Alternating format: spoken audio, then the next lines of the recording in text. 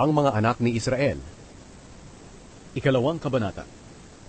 Ito ang mga anak na lalaki ni Israel: Reuben, Simeon, Levi, Huda, Isakar, Zebulun, Dan, Jose, Benjamin, Naphtali, Gad, at Asher. Ang lahi ni Huda. May 3 anak na lalaki si Huda sa asawa niyang si Batshua na Kananea. Sila'y sina Er, Onan, at Shelah. Si Er ang panganay sa magkakapatid. Masama siya sa paningin ng Panginoon, kaya pinatay siya ng Panginoon. May mga anak pang lalaki si Huda kay Tamar na kanyang manugang. Sila'y sina Perez at Zerah. 5 lahat ang anak na lalaki ni Huda. Ang mga anak na lalaki ni Perez ay sina Hezron at Hamul. 5 lahat ang anak na lalaki ni Zerah. Sina Zimri, Etan, Heman, Kalkol, at Darda. Ang anak na lalaki ni Carmi ay si Akar. Si Akar ang nagdala ng kasamaan sa Israel dahil kinuha niya ang bagay na inilaan ng buo para sa Diyos. Ang anak na lalaki ni Etan ay si Azariah. Ang lahi na pinagmulan ni David. Ang mga anak na lalaki ni Hezron ay sina Jeramil, Ram, at Caleb. Si Ram ang ama ni Aminadab, at si Aminadab naman ang ama ni Nashon, na pinuno ng lahi ni Huda. Si Nashon ang ama ni Salmon, at si Salmon ang ama ni Boaz. Si Boaz ang ama ni Obed, at si Obed ang ama ni Jesse. Ang panganay na anak ni Jesse ay si Eliab.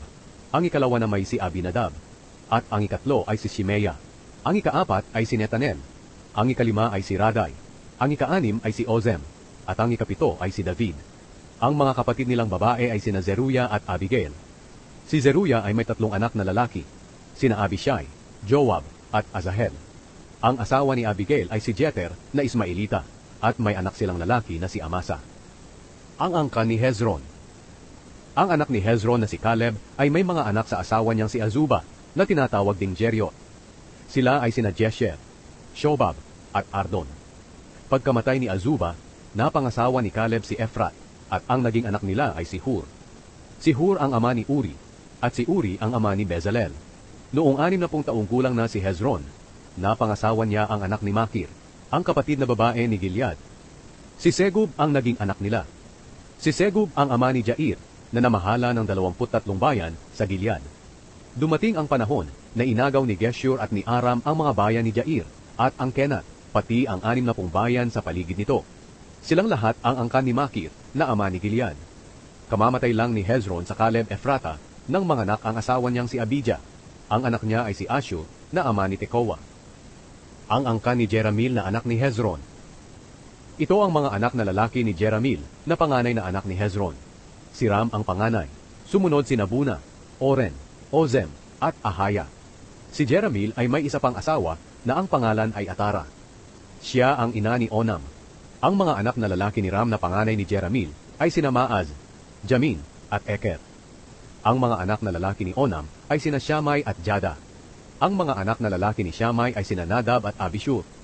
Ang pangalan ng asawa ni Abishur ay Abihail. May mga anak silang lalaki, sina Aban at Molid. Ang mga anak na lalaki ni Nadab ay sina Seled at Apaim.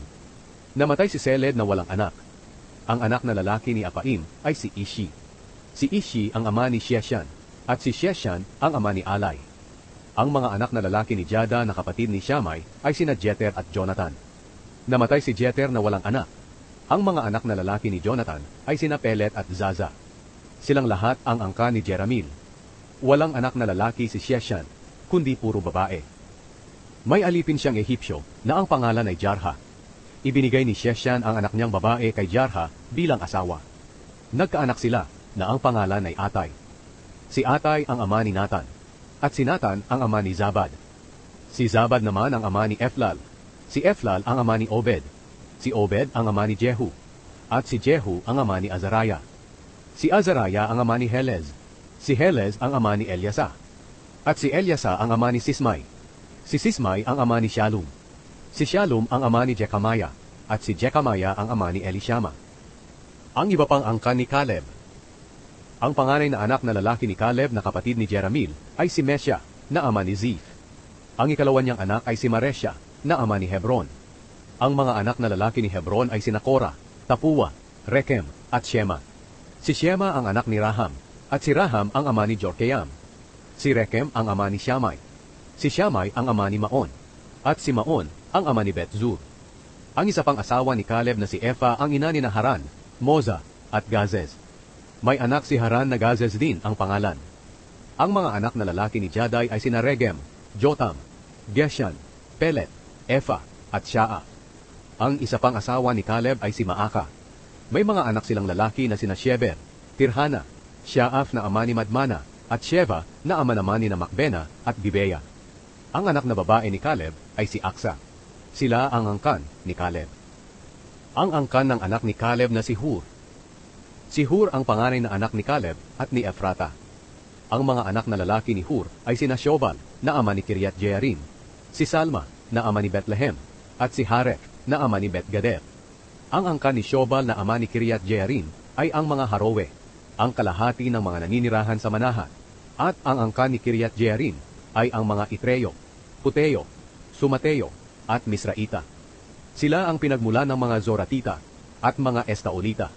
Ang angkan ni Salma ay ang mga taga-Bethlehem, mga taga-Netofa, mga taga-Atrot Bet-Joab, ang kalahati ng mga Manahateo, at ang mga Zorita. Ang lahi ng mga Tirateo, Shimeateo at Sukateo na magagaling sumulat ng mga dokumento ay nakatira sa bayan ng Jabez. Sila ang mga Kineo na nagmula kay Hamat, na ama ng pamilya ni Bet-Rekab.